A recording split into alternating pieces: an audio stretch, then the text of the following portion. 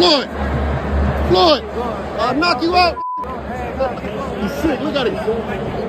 Welcome to the motherfucking relay. We're covering today's top boxing news. Okay, we'll start with this. Spence explains weight change and continued hostility towards Tszyu. Spence has stiff-armed Tszyu for handshakes. He ghosted the second-generation fighter during media obligations. He made late changes to the contracted weight they agreed upon, and as fight week kicked off, Spence was seen sporting a rat tail, an inimitable and customary hairstyle worn by Tszyu. But mind games won't matter once Spence and Tszyu square off at the Afterpay Arena in Sydney, Australia on Sunday afternoon. Saturday night in the US. The stars of the show stepped in front of the cameras for grand arrivals on Tuesday, and Spence was suddenly confronted with another opponent he didn't like. It feels good to be in Australia, and that's one of the reasons why I wanted to fight overseas, because I wouldn't have had to do so many interviews. That's not why he's fighting overseas. I dread it every time, Spence says. It's something that I do not like to do. If I could just fight, I would just fight. I really don't care for all that stuff, but I know you've got to do it. I'm just ready to put on a show. He's fighting overseas because No Limit Promotions, who are helming the promotion, they're the ones putting all the money up. It's not hard to understand. The fight they're about to have wouldn't be a big show in America, but in Australia, people certainly want to hear what Errol Spence has to say. It's been 3 years since the 36-year-old Texan last graced the ring in a one-sided stoppage loss against Terence Crawford for the undisputed welterweight title. The clash with Crawford was always supposed to be Errol's last fight at welter, but he skipped the highly competitive junior middleweight division altogether upon his return. The fight against Tszyu was originally supposed to take place at a catchweight of 158. Yeah, that's not junior middleweight either. Then Spence asked for the fight to take place at a full 160, a request that was honored 2 weeks before their DAZN Amazon Prime pay-per-view event. There's really nothing to clear. I didn't feel like getting down to 158, Spence said with a hearty laugh. Why y'all doing 158?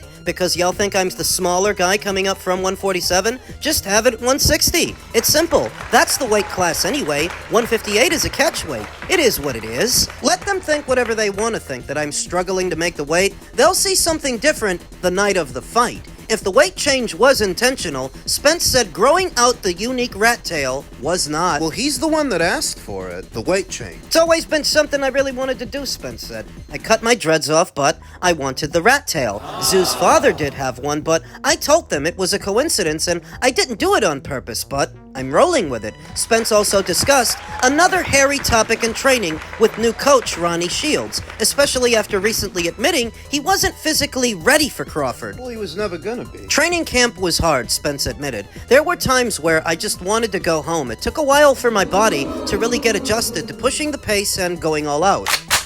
And yet you never heard anything about that. Before or after his fight with Danny Garcia, that he won, before or after his fight with Yordenis Ugas, that he also won, so that we could hear about it now. How convenient. Spence sat down for a face-to-face conversation with Tszyu on Monday to continue ramping up promotion for the fight, after refusing to shake his rival's hand during a press conference in Las Vegas 2 months ago. Spence said he won't be shaking hands with Tszyu even after they finish exchanging punches. I know he's trying to be a gentleman, but he said stuff about breaking my eye and stuff like that, and then wants to shake my hand, Spence said. He's talking about retiring me, so I'm not trying to shake his hand. He knows what he said. Now stand on it. You know, he said, hey, if I was to come out and lose, my career's over. I'm done. There's no sense in me trying to push for what? You know, he has to satisfy. This is for him. He's satisfying himself. If he wins, he may or may not say, I'm going to do another fight. He may say, you know what, that's it. I'm satisfied to where I ended. Excuse me. And if he wins it, he's going to assess himself, by himself, you know what, I think I could do this again. I want to do another one. If not, and even if he wins, he say, you know what, I'm done. That's it. I'm satisfied with what I accomplished. And, it's all about self-accomplishment.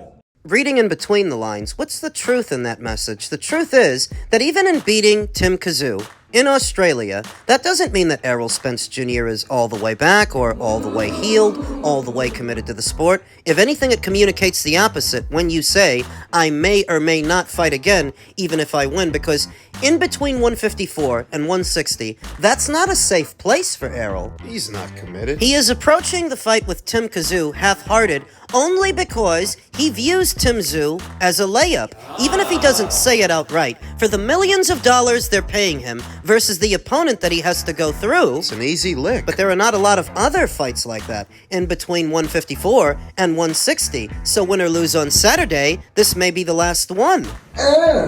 My pussy hurt. Perhaps Errol Spence Jr. just doesn't want to close out his career off the loss to Terrence. He wants to close it out on a win. I wouldn't be surprised at all if he never boxes again on Saturday, but it's clear. He's only doing it because he thinks Tim is easy. A walk in the park is how Tszyu himself described it. He respects everything the former unified welterweight champion accomplished, but Tszyu is perplexed by Spence's arrogance as they fast approach their 12-round middleweight match Sunday at the Afterpay Arena in Tszyu's hometown of Sydney, Australia. Spence is, after all, about to end a 3-year layoff and needs to disprove doubts about what he has left following the brutal beating he absorbed in his last fight. The 36-year-old southpaw wasn't interested in taking a tune-up to shed some ring rust. That's because he views Tim as the tune-up. From Tszyu's perspective, that encapsulates Spence's approach to what Tszyu assures will be another difficult, physical fight for the DeSoto, Texas native. He thinks I'm a walk in the park, Tszyu told the ring. He thinks it's all going to be easy, and that's why he's demanding all these things, and he wasn't doing all the media obligations. There's a lot of different things, but there's a certain bit of arrogance from him. But he feels like he's earned it, you know? And that's how it is, you know? Money can change a lot of people. Is that what it is? That Spence changed? Spence's skeptics wonder whether he was happily traveled halfway around the world for a payday and skipped an easier bout because he knows this will be the last fight of his career. Maybe. Such intense cynicism motivated him even more to demonstrate Crawford didn't beat all of the championship caliber boxing out of him in July of 2023, 3 years ago, when his rival sent Spence to the canvas 3 times in. Stopped him in the 9th round of a long-awaited, shockingly one-sided welterweight bout. Oh, so that's what it's about? Proving the naysayers wrong? In the 3 years that Errol Spence Jr. was gone, being honest, I don't think he was at all concerned about the naysayers. Truthfully, I don't think he's concerned about them now. Spence did not inspire confidence when his team requested 2 weeks before the fight for the contracted weight to be raised by 2 pounds, from a catch weight of 158 to the middle weight limit of 160. Tszyu agreed to the weight switch because he didn't want Spence to use depleting himself physically before their fight as an excuse for what the former WBO junior middleweight champion promised will be a dominant performance from him. Spence's strange request only reinforced Tszyu's suspicion that Errol sees him as a shell of the fighter he was before the IBF junior middleweight champion Bakram Murtazaliev and the WBC champion Sebastian Fundora defeated him by technical knockout in 2 of his last 5 fights. The writing is on the wall.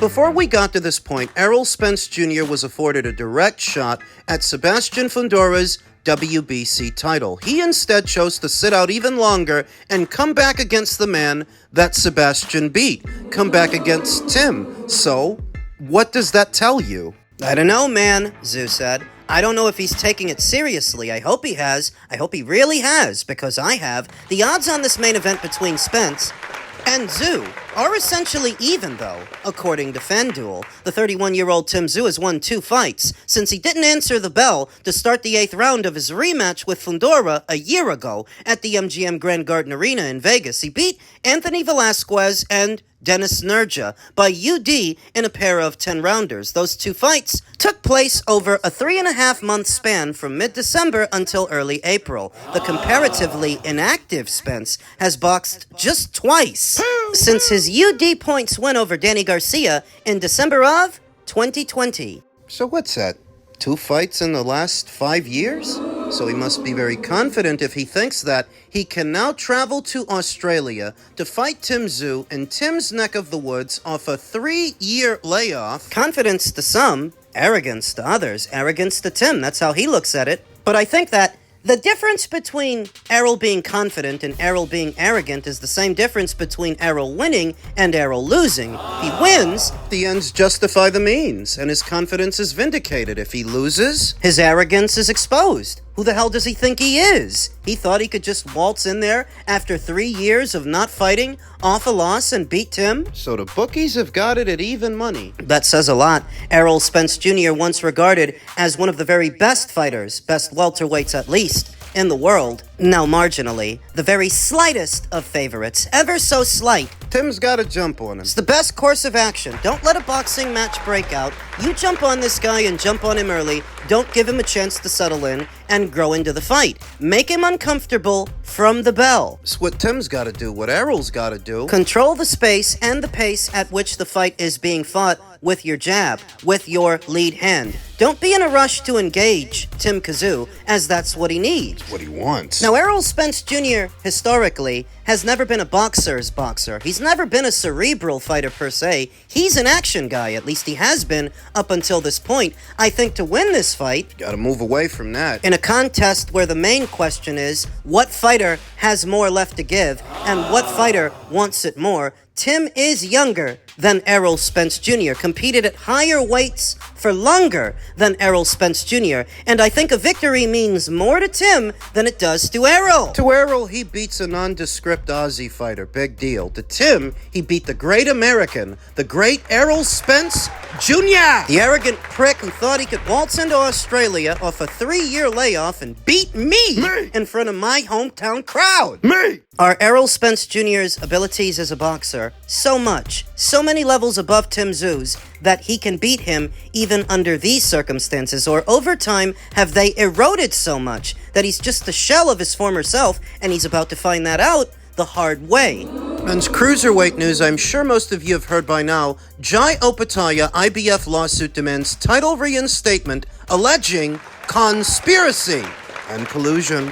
Former International Boxing Federation cruiserweight champion Jai Opetaia's July 14th lawsuit against the IBF alleges, among other things, that the New Jersey-based sanctioning body, along with other sanctioning bodies and prominent figures in the sport, conspired against him and engage in an industry-wide conspiracy to punish the Aussie for signing with Zuffa and to deter other athletes from doing the same. By making an example out of him. According to the 123-paragraph complaint filed in the U.S. District Court for the District of Nevada by law firm Brownstein, Hyatt, Farber, and Schreck, LLP, on behalf of Opetaia, after originally agreeing to sanction his March 8th fight against Brandon Glenton, the IBF improperly withdrew their sanction of the bout at the most damaging moment, after the final press conference, less than 48 hours before the fight, and later voted to strip Opetaia of his championship on March 19th. That was 5 months ago. At the time, the IBF claimed that, contrary to their rules,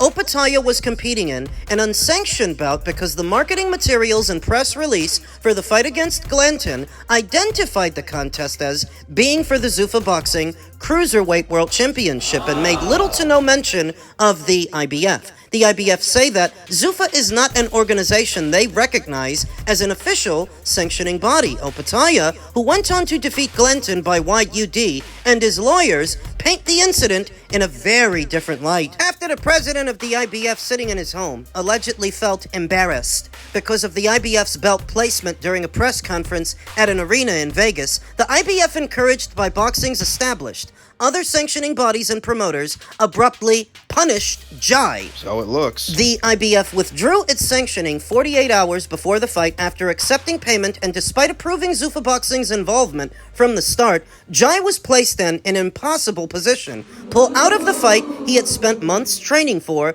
and lose his 7-figure compensation, or risk being stripped of his championship. Jai continued forward with the fight, and following his victory, the IBF formally stripped him of his hard-earned title. They did that on purpose, waiting until the last minute to put him in that position, knowing that he's not going to pull out of the fight 2 days before it. That was the whole point of it. They wanted any excuse to take that belt from Jai the moment they found out he signed to Zuffa. The conspiracy, which the lawsuit alleges, also involved the WBC, WBA, WBO, Mauricio Suleiman, Gilberto Mendoza, Gustavo Olivieri, Levi Martinez, Alberto Leon, and Eddie Hearn, among others, served to eliminate any opportunity for him to compete for the Big Four titles or to ever achieve his dream of becoming a unified champion. It's a big accusation. Can they prove any of this? As evidence, the lawsuit claims Opetaia's team are in possession of chat logs between the parties that prove their allegations. It also cites WBC and WBO cruiserweight champion David Benavidez's recent comments that facing Opetaia is meaningless if he doesn't hold the title. The suit further claims that foreshadowing public comments made by Hearn before the bout, claiming the IBF would make a stance sooner than you think, quote-unquote, and strip Opetaia were proof that the organization never had any intention of sanctioning the Glanton fight and had planned their moves to punitively inflict the maximum amount of reputational and financial harm on him. Additionally, it alleges the IBF violated the Muhammad Ali Act by accepting the $73,000 sanction and fee before providing mandatory disclosures of where the money was going to the Nevada Commission. Opetaia is hoping the suit will lead to his immediate reinstatement as IBF Cruiserweight Champion, compensate him for damages and legal fees, and block the IBF from naming a new champion while the suit winds its way through the courts. When asked for comment, IBF Champions Chairman George Martinez indicated the organization will release a statement when it is appropriate. Now, who you think is right and who you think is wrong in this situation all depends on who you ask. Some people think it's actually right of the IBF to have stripped Jai because he was fighting for a belt they don't recognize. Others see it the way I see it. I see it as collusion. I see it as the sanctioning bodies, all four of them, getting together with the promoters to form an alliance against Zuffa Boxing, which is collusion by definition. You are attempting to create an unfair marketplace for Zuffa as your competitor. Abusing their power in doing so, because these sanctioning bodies are intended to be impartial mediators that bring different promotional outfits together using their belts as the common ground. It's not up to you to decide what promoter a fighter can sign with, but when you castigate Jai Opetaia and strip him of his title, that's what you're doing. This really isn't about where on the table they had the IBF title sitting, where on the poster. This is about making an example out of Jai to discourage other fighters, other champions, from migrating over to Zuffa. And it hasn't worked, because since then, Zuffa has signed more fighters, even bigger names, than Jai Opetaia. That's my purview. Now, what I think is going to happen, what the IBF is going to choose to do, they're going to choose to make the whole thing go away by reinstating Jai Opetaia as champion, because it's the fastest and cheapest alternative to a legal battle. On a long enough timeline, maybe they can adequately defend themselves, maybe they can win, but is it worth it just to take that title from this guy? Zuffa can afford a court battle much more than the IBF can. They've got the money, but does the IBF? The quick fix is to just give the guy his belt back. That's why I think in the 5 months that have followed them stripping Jai Opetaia, they haven't crowned a new IBF champion. Because they knew this was a possibility and they wanted to leave the door open for a quick fix. And that's what I think they're gonna do. They're gonna give that guy his belt back.